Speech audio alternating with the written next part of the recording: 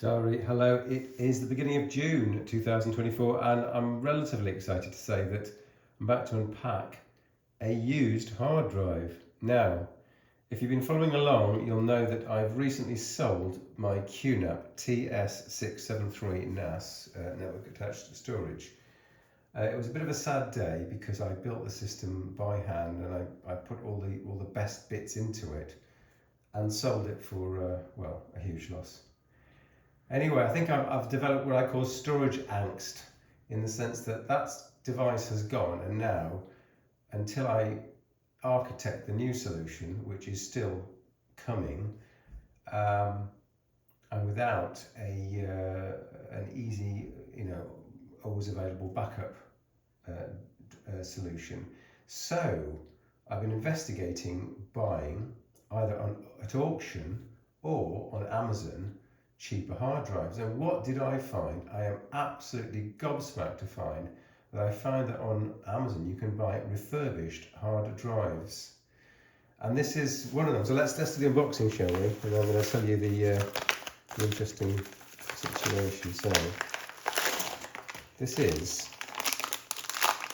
a 12 terabyte Seagate drive. And it appears to be shrink wrapped, which I was not expecting. Let's just get Mr. Scissors out. So now of course, as your enterprise storage grandmother always told you, never buy a hard drive that you don't know the provenance of, and I'm going strictly against that. But the reason I'm doing that is on the grounds of cost. So I've got a few props here. This is a 2 terabyte solid state SSD, and this comes in at well over £100, let's call it £200.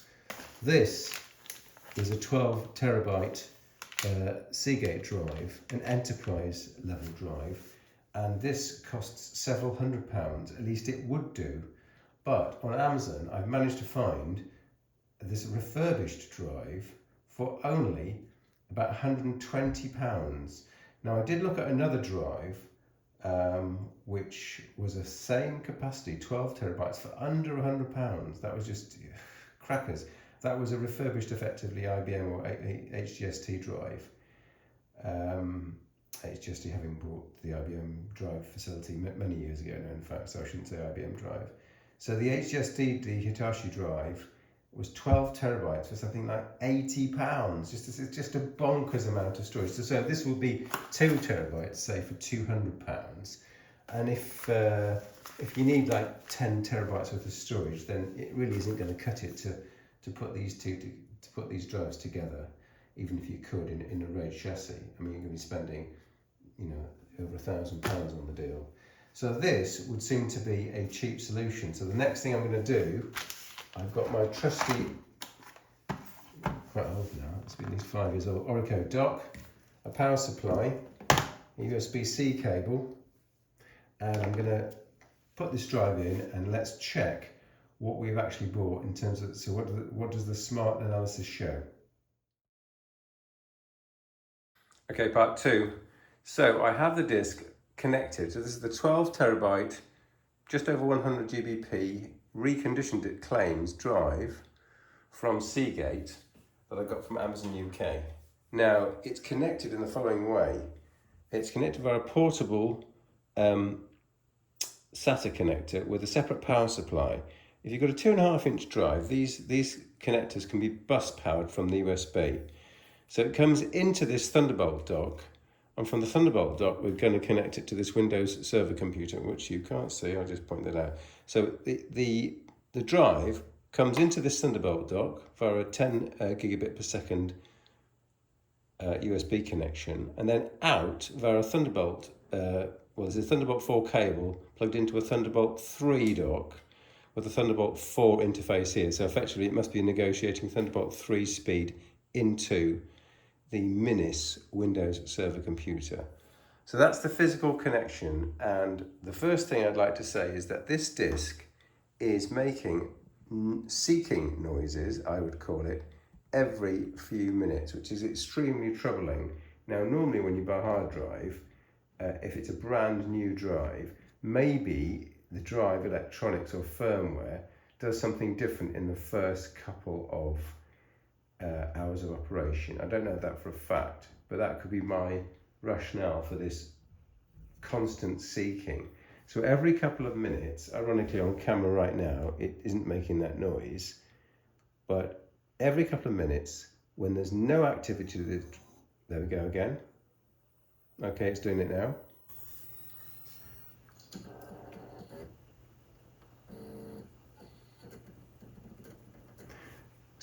So it goes through some kind of seeking or resetting or alignment routine.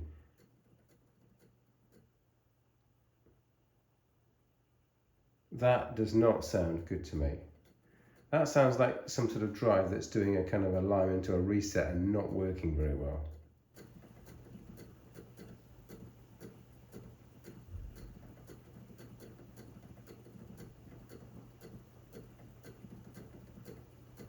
I hope you can hear that. So that's a major downer.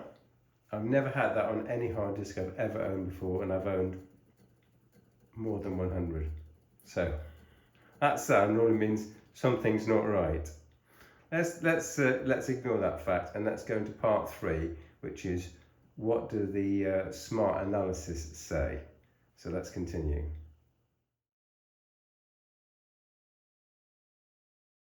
Okay, in this part we're going to look at the actual performance of the drive which I've just bought.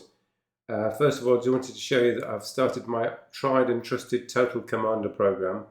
We'll just select a few videos and we're going to copy them over to the Z drive, which is the drive I've initialized it as. I'm going to say options, overwrite all, go.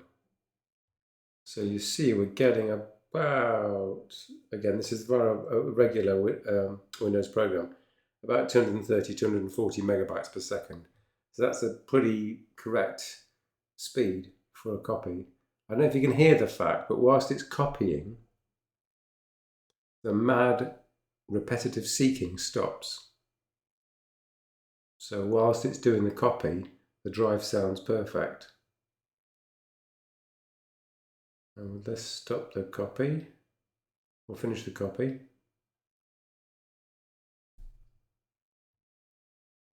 And that mad seeking sound starts again. So strangely, once the copy starts, the mad seeking sound stops, and as soon as the disk copy stops, the seeking sound starts again. That's not good, is it? Nevertheless, we're going to close down the disk management, which shows you that the drive is there and it's 11 terabytes. And we're going to start up the good old faithful HD Tune Pro app.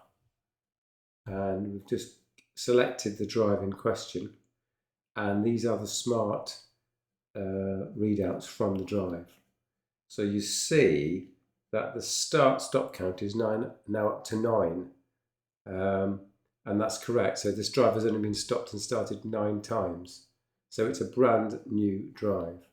So I've been sold this drive. It appears to be a 12 terabyte drive. It's performing as expected.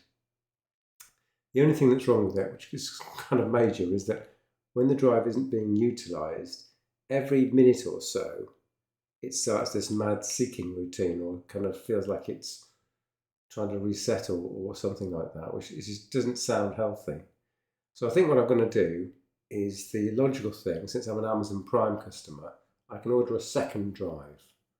I'm going to order the second drive and see if it also exhibits the same characteristics. Maybe this drive is just a one-off kind of bad drive. If they both exhibit this kind of funny seeking behavior, then I've got to decide whether to keep either of them. So that's where we are. But actually, it is definitely a working 12 terabyte drive. And I did notice on the order screen, I could pay £5 and get an extended warranty via Amazon. So that's a potential kind of safeguard. It wouldn't stop you losing your data, but it would enable you to get a refund on the drive when the Amazon let's say 30-day period or maybe 1 year period had expired. So that's it for now. A working 12GB drive for just about £120, which is absolutely remarkable. It's marketed as renewed, but as you can see from the smart data, it's absolutely brand spanking new. Okay, this is the last bonus part of the video, and I wanted to show everyone that this 12TB drive, when I plugged it into my trusted Orico dock, did nothing. And similarly, I plugged it into another later SATA to USB converter. Again, nothing happened. And the reason is that most SATA to USB converters are using the old SATA standard. And to explain, the first 3 pins of the newer SATA standard are now reserved, and power disable, the PW dis pin. And that corresponds to the 3 pins I've blanked over here. So this is the data part of the SATA interface, and this is the power part of the SATA interface. And I'm looking onto the WordPress article, which will explain more with diagrams. But in the olden days, the first 3 pins of the input to the drive were plus 3.3 volts DC. So the drive was expecting to have 3 volts, 5 volts and 12 volts on the SATA interface. And the 3 volts was incoming on these 3 pins. Now on newer drives, this interface has changed, and pin 1 and 2 are, let's check, reserved for future use, but pin 3 is power disabled. So what happens on a new drive is if you supply a voltage onto this pin, the drive stops. So the only way to stop that happening, if you've got an old interface, is to blank off actually just the 3rd pin. But since that's almost impossible to do, I've blanked off pins 1, 2 and 3. I've tried various different labelling techniques. I tried duct tape at first, but eventually I've gone with a labelling machine's white tape. So if you've got a labelling machine which has a sort of sticky side and a side that gets printed, I've taken just a piece of that white, chopped it off and made it exactly the right width, and I've blanked off pins 1, 2 and 3. So not 3 on its own, because that's just impossibly difficult with my precision cutting with a pair of scissors. And now that it works, so the symptom is let's say you plug the drive in, it might initially power up because it's doing some kind of self-check, but very soon it will just switch off. And that's because this pin is receiving power. So when I made this hardware mod, plugged it into the SATA to USB converter, and then that USB converter went to my FireWire dock, everything worked. So that's just a tip. If you buy one of these drives and you think you've got a dud drive, it's probably not dud, it's probably that you haven't made this little hardware mod. Okay, thanks for watching.